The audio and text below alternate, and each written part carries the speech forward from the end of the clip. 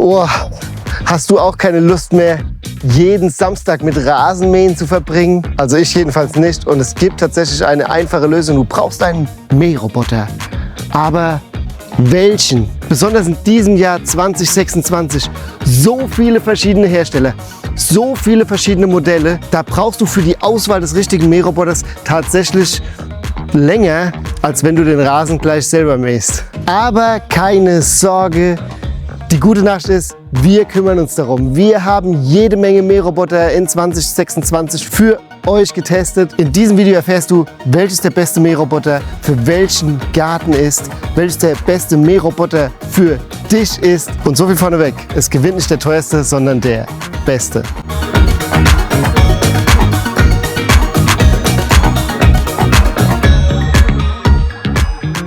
Und damit du gleich weißt, was dich bei unserem Video erwartet, wir haben 5 Kategorien ausgewählt, die uns am sinnvollsten erscheinen, die euch hoffentlich am wichtigsten sind. Wir haben einmal den Overall-Testsieger Premium, dann haben wir einen Preis-Leistungskracher für euch, dann haben wir einen echten Randschnittexperten oder vielleicht sogar mehr und dann haben wir tatsächlich einen echten Gelände-Champion und last but not least haben wir einen Sieger, der einfach kompakt und gut ist für den durchschnittlichen Stadtgarten oder den durchschnittlich großen Garten. Wir testen seit über 5 Jahren Mähroboter und es war noch nie so wild wie dieses Jahr. So viele neue Modelle, so viele neue Hersteller, so viele neue Geräte und auf einem hohen Niveau.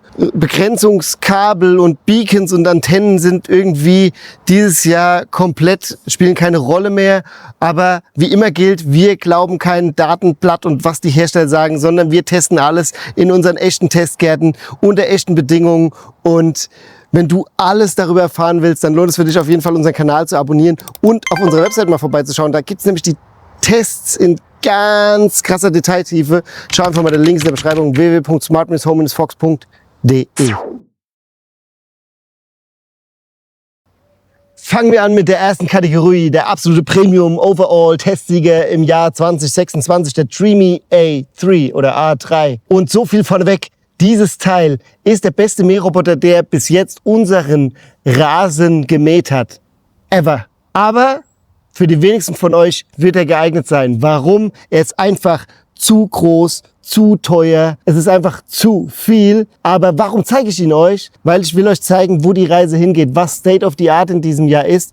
Und vor allem Dreamy ist einfach einer der besten Player in diesem Markt. Wir haben im letzten Jahr den A2 zu unserem Testsieger gekrönt. Ich packe dir mal hier das ausführliche Testvideo zum A2 hin. Kannst du dir auch mal anschauen. Der ist immer noch tipptopp. Was uns beim A3 wirklich umgehauen hat, das Schnittbild. Der Rasen sieht danach aus wie ein Golfplatz. Gleichmäßig, sauber, kein Halm steht schief. Und das in einem Tempo, das wir so noch bei keinem anderen Mähroboter gesehen haben. Die 2 Mähscheiben arbeiten zusammen wie ein eingespieltes Team. Wer das einmal gesehen hat, will nichts anderes mehr. Und das Ganze für eine Rasenfläche von 3500 Quadratmetern. Einen Haken hat der Gute allerdings.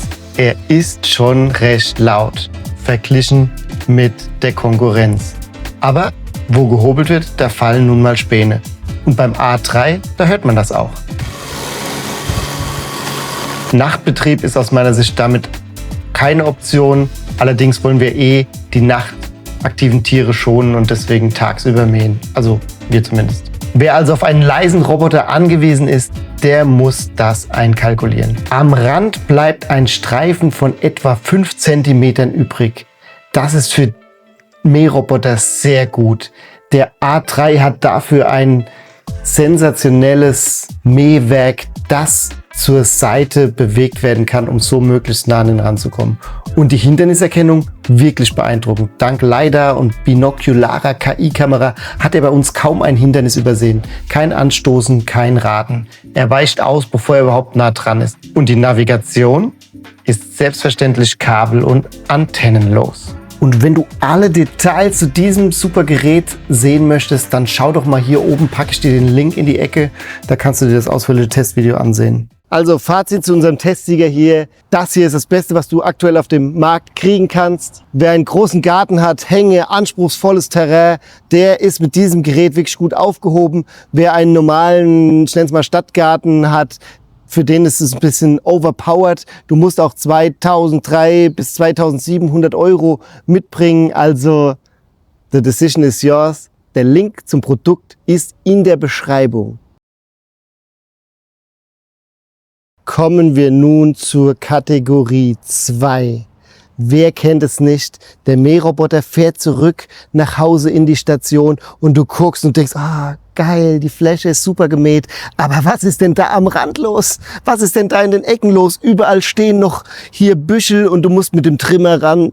Statt samstags schön was mit den Kindern zu unternehmen, bist du am Rasenmähen. Auf eine Lösung für dieses Problem hat die Welt gewartet und da kommt Ecoverx mit dem neuen Goat O1200 RTK um die Ecke mit einem Randschnittmodul. Und das Ganze für unter 1.000 Euro. Im Test hat der True Edge Trimmer den Randstreifen auf 0 bis 10 cm reduziert. Nicht ganz gleichmäßig, hin und wieder weicht er von der Linie ab, aber auf jeden Fall ein Top-Ergebnis. Das ist für ein vollautomatisches System wirklich beeindruckend. Die Technologie dahinter ist spannend. Fäden rotieren direkt neben dem Mähwerk und schneiden entlang der Kante, ähnlich einem klassischen Rasentrimmer, nur eben vollautomatisch. Und hier haben wir auch noch einen extra Tipp, der wirklich wichtig ist, den uns die automatische Kartierung zunächst auf die harte Tour gelehrt hat. Unbedingt manuell kartieren. Wer die automatische Kartierung nutzt, riskiert, dass der Roboter deutlich zu weit vom Rand entfernt mäht und einen breiten Streifen stehen lässt. Mit manueller Kartierung hingegen arbeitet er präzise direkt an der Kante. Das ist kein Fehler, den ihr zweimal machen wollt. Was wir euch nicht verschweigen wollen, der Trimmer ist laut. Kein Nachtbetrieb möglich. Kleine Hindernisse unter 10 cm erkennt der Robo außerdem noch nicht zuverlässig. Und wer Durchgänge unter 80 cm hat, aufgepasst, das Seitenmodul kommt da nicht durch. Und wenn du alle Details sehen willst, dann schau mal hier oben in der Ecke. Da findest du den Link zu unserem ausführlichen Video. Also du siehst, Fazit zum Goat O1200. Unter 1.000 Euro, Randschnittmodul, also ein echter Trimmer.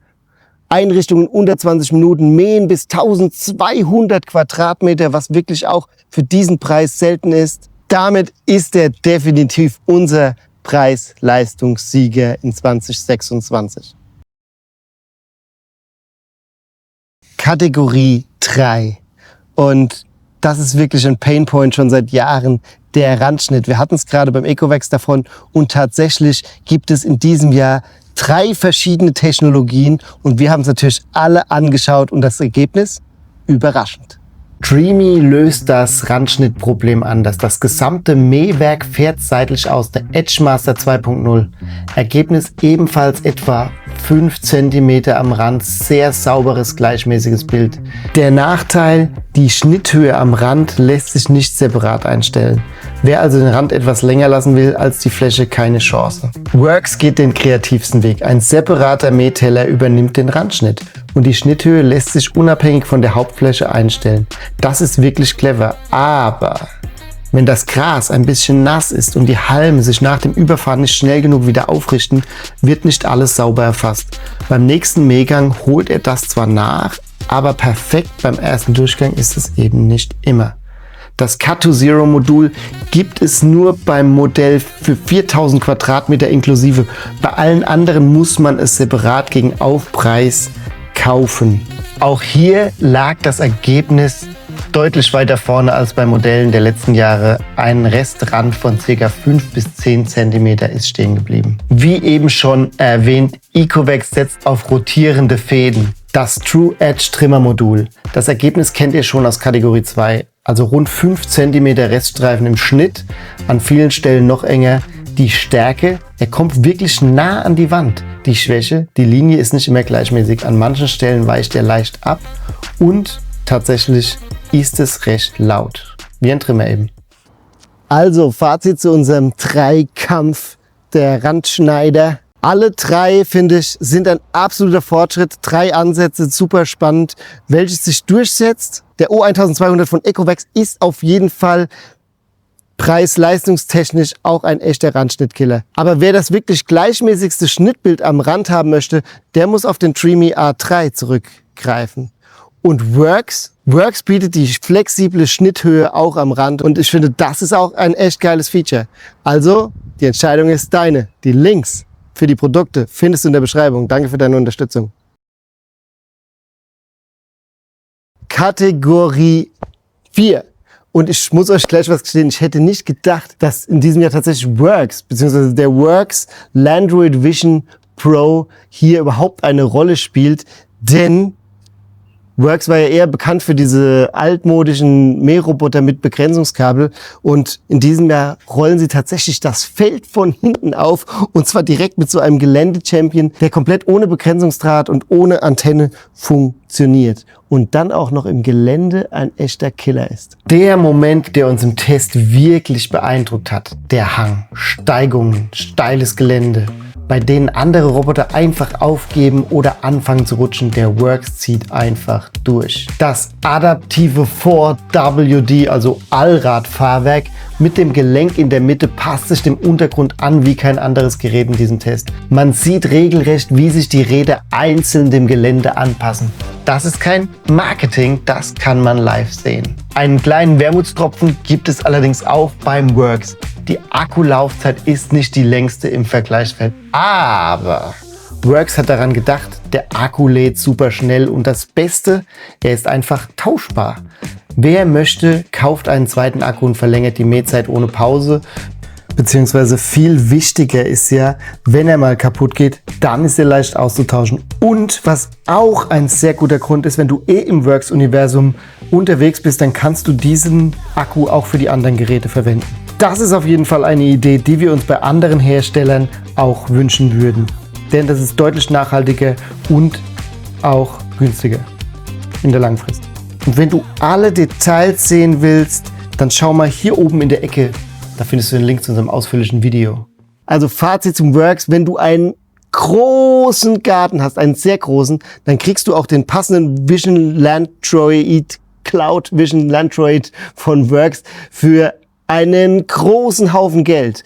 Aber wenn du einen kleinen Garten hast, dann kriegst du auch den kleinen Bruder dafür für deutlich weniger. Also hier bewegen wir uns zwischen 1500, 1600 und 3000 Euro. Aber für alle Größen ist dabei und der Works ist aus meiner Sicht in diesem Jahr ein echter Geheimtipp.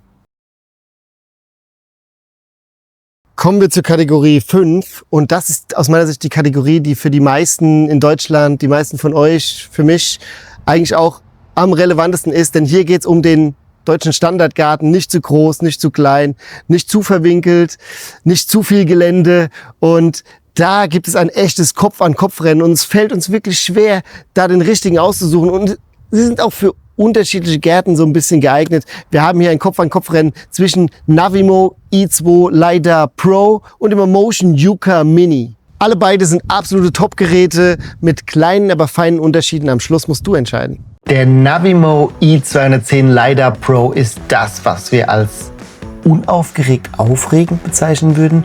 Einrichtung, super schnell, unkompliziert, läuft einfach durch. App, eine der durchdachtesten und übersichtlichsten, die wir je bei einem Mähroboter gesehen haben. Navigation, präzise, zuverlässig, keine bösen Überraschungen und die Hinderniserkennung hat uns besonders beeindruckt. Er hat im Test sogar einen einzelnen Stock auf der Rasenfläche erkannt und der sah aus wie, also im übertragenen Sinne, wie ein Gartenschlauch. Das ist außergewöhnlich. Was spricht gegen ihn? Er ist etwas teurer als der Yuka Mini 2 und für sehr enge Durchgänge unter etwa 70 cm wird es schwierig. Wer also einen Garten mit wirklich engen Stellen hat, sollte sich den nächsten Kandidaten genau anschauen.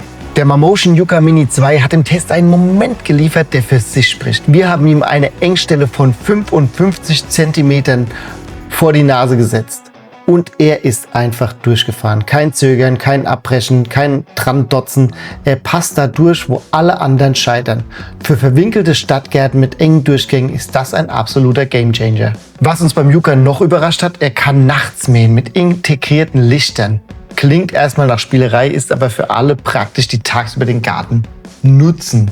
Für die, die ihn nachts nutzen, wie kleine Tiere, ist es eher unpraktisch. Die App bietet außerdem eine beeindruckende Anzahl an Einstellungsmöglichkeiten. Wer gerne schraubt und optimiert, wird hier glücklich. Und die kompakte Größe macht ihn zum idealen Begleiter für kleinere und verwinkelte Flächen.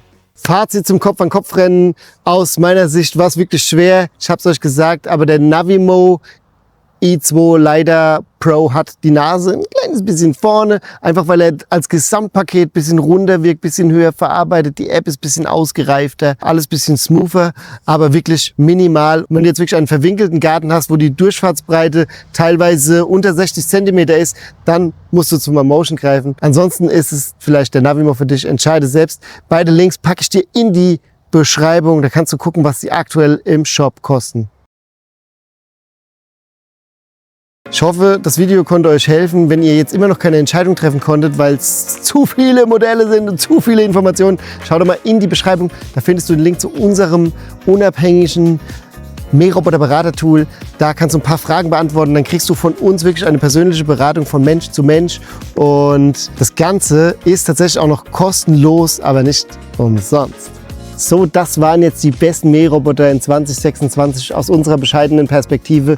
Ihr habt eine andere Meinung oder ihr habt noch Fragen, schreibt es in die Kommentare. Ich bin da, um die zu beantworten. Ich habe mich auf jeden Fall gefreut, dass du dabei warst. Und jetzt nochmal in a nutshell. Großer Garten mit Anspruch, Dreamy A3, Preis-Leistungssieger mit Randschnitt, Ecovacs Goat O1200 RTK. Unbedingt manuell kartieren. Ein echter Gelände-Champion und Geheimtipp in diesem Jahr, der Worx Landroid Vision Cloud. Normaler Stadtgarten, absolut rundes Paket, Navimo i2 Lidar Pro. Enger verwinkelter Stadtgarten, Marmotion Yuka Mini. Du brauchst mehr Details zu den einzelnen Geräten. Wir haben alles in ausführlichen Testvideos. Hier packst du die Playlist hin und wir sehen uns bald wieder. Abonnieren unseren Kanal. Ich freue mich. Lass ein Like da, wenn dir das Video geholfen hat. Die ganzen Produkte findest du in der Beschreibung und ich freue mich über deine Unterstützung. Bis bald. Peace.